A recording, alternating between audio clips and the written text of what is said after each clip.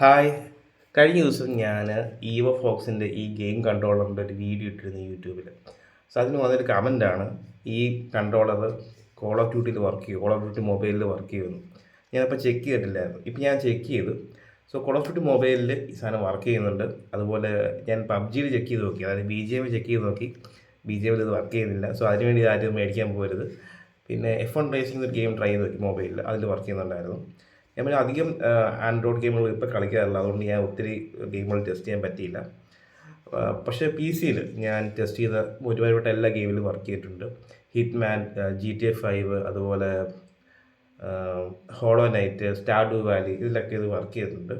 So നിങ്ങളൊരു PC games കളിക്കാനാണ് main use ചെയ്യുന്നതെങ്കിൽ ഒരുപാട് എല്ലാത്തിലും സപ്പോർട്ട് ചെയ്യും. ഒരുപാടുപ്പെട്ട എല്ലാ PC ഗെയിംസിലും ജോയ്സ്റ്റിക് സപ്പോർട്ട്സ് ഉള്ളതാണ്. പക്ഷേ ആൻഡ്രോയിഡിൽ ചിലതിലേ കാണത്തുള്ളൂ. സോ അതൊന്ന് ഓർത്തിരിക്കുക. പക്ഷേ ഓവറോൾ ഈ സാധനം നല്ലൊരു വെർത്തിറ്റാണ്. ഒരു 1600 1500 രൂപയ്ക്കകത്താണ് വരുന്നത്. 1 വീക്ക് ചാർജ് ചെയ്യിക്കുന്നുണ്ട് എനിക്ക്. ഞാൻ ഒരു ദിവസം ഒരു 1 അവർ യൂസ് ചെയ്യുമായിരിക്കും. ഇതുവരെ എനിക്ക് ഇഷ്യൂസ് ഒന്നും വന്നിട്ടില്ല. നല്ല പെട്ടെന്ന് കണക്റ്റ് ആവുന്നുണ്ട്. PC-യിലും മൊബൈലിലും കണക്റ്റ് വർക്ക് ചെയ്യുന്നുണ്ട്. So it's a good product. ഈവോ ഫോക്സിൻ്റെ ആണിത്.